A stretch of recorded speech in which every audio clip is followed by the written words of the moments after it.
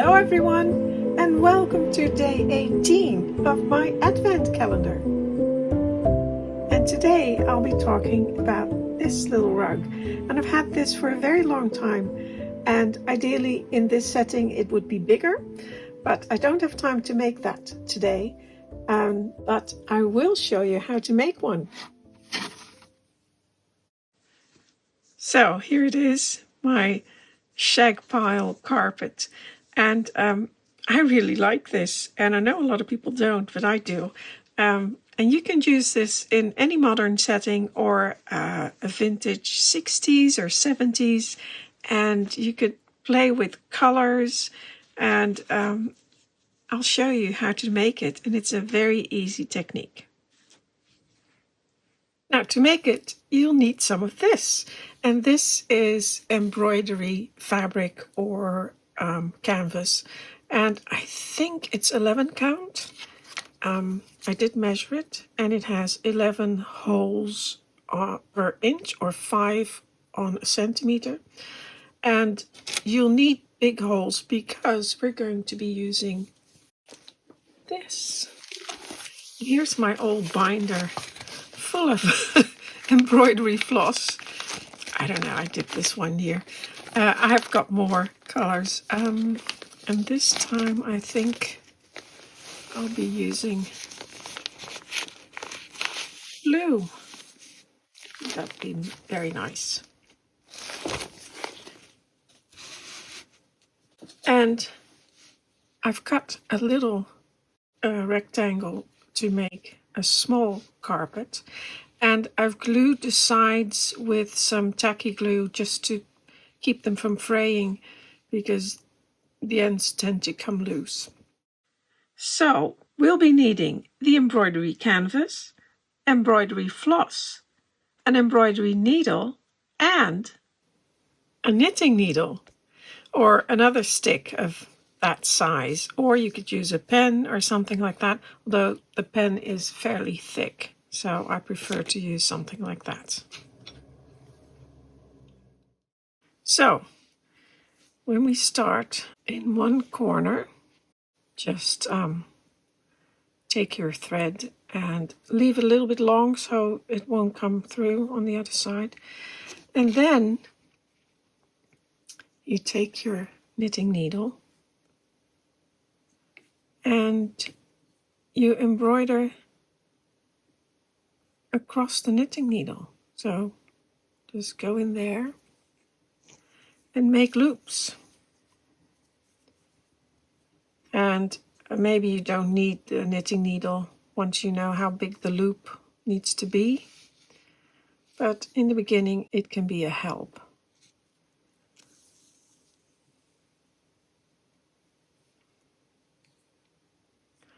And just go from one hole to the next.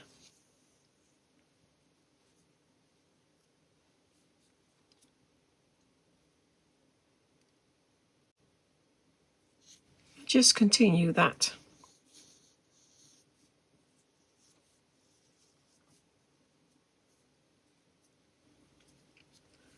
Very, very simple. And if you think you can kind of know how big the loops are, you can remove the needle. And just keep going until you've done all of it.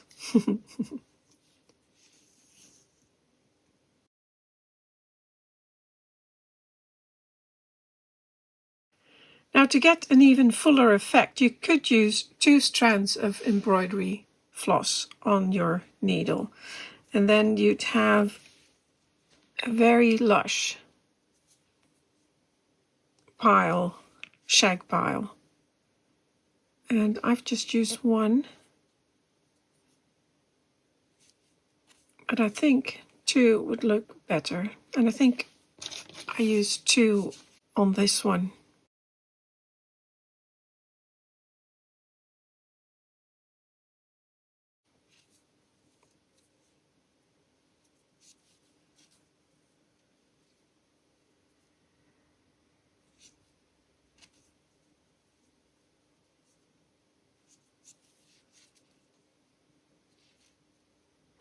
Now, let's pretend I've finished all of that.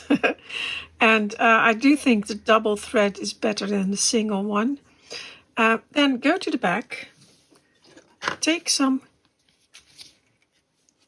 tacky glue and put the glue all over the back, which means that your stitching is secured in place and it won't go anywhere, whatever you do.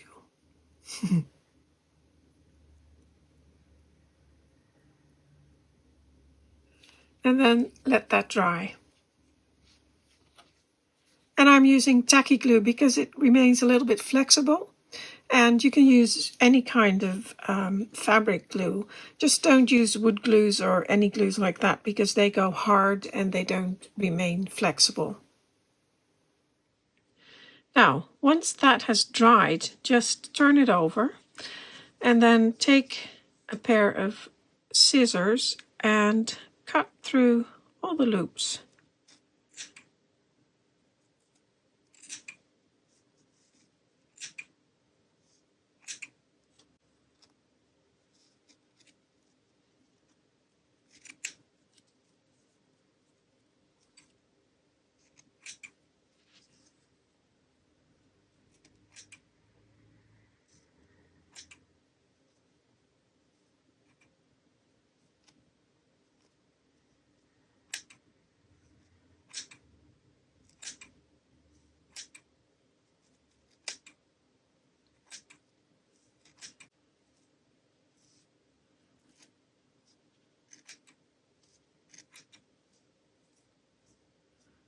Just checking to see if I've got them all. There's one.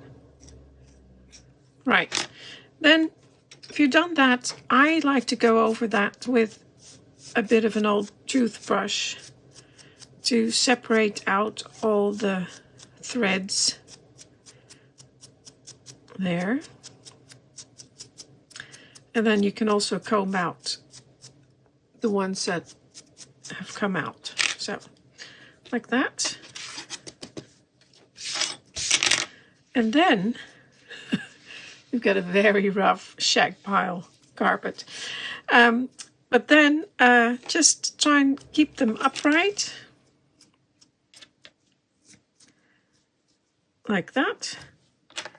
And then go over them with your scissors, sharp scissors. And I'm doing this in my hand, but of course it's best to lay it down on the table. And cut the pile down to size. And it depends on what you want. You know, the height is up to you. I think it can go a little bit shorter.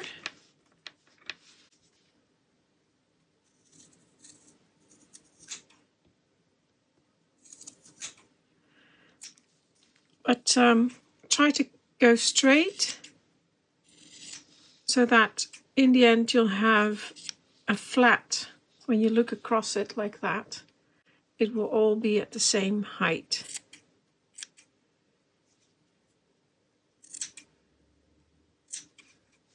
So basically you're shaving it.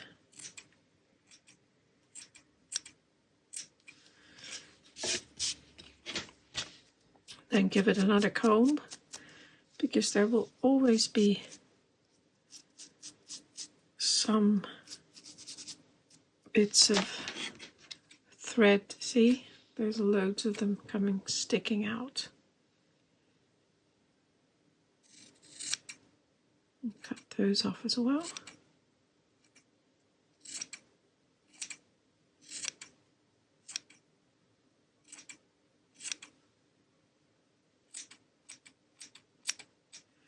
And when you're done,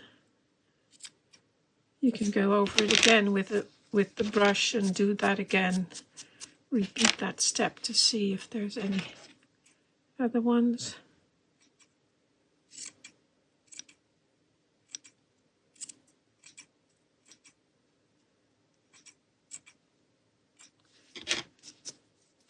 But when you're done, got lovely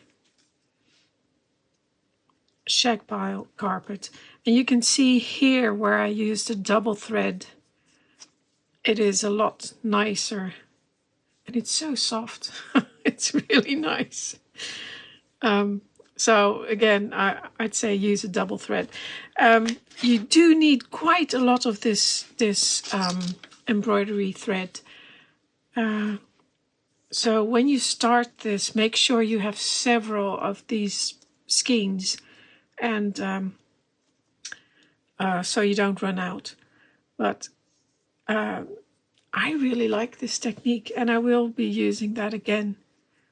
Actually, that color is nice too. I just don't have the time at the moment, but it's really nice. This would be a good size for a bath mat. I will finish this one. And here you've got some bits of fluff left. Don't know what you could do with that, but I'm sure some of you can think of a use.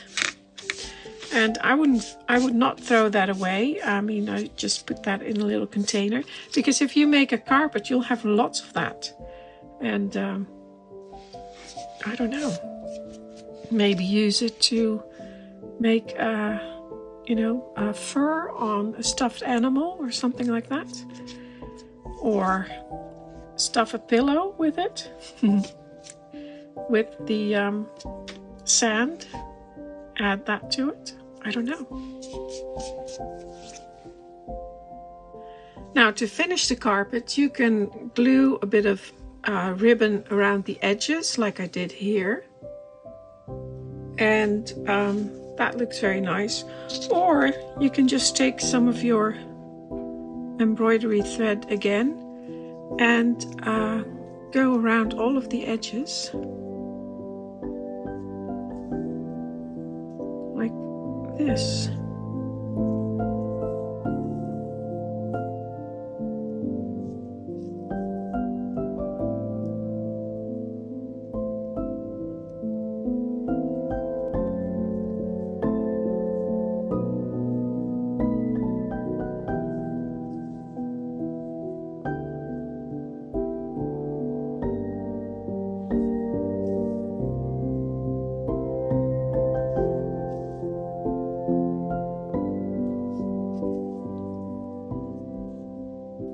Like that.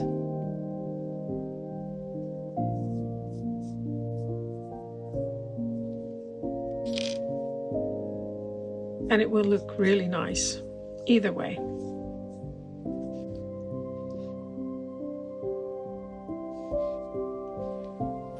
So there you go. A very easy way to make a shag pile carpet. And I really like it.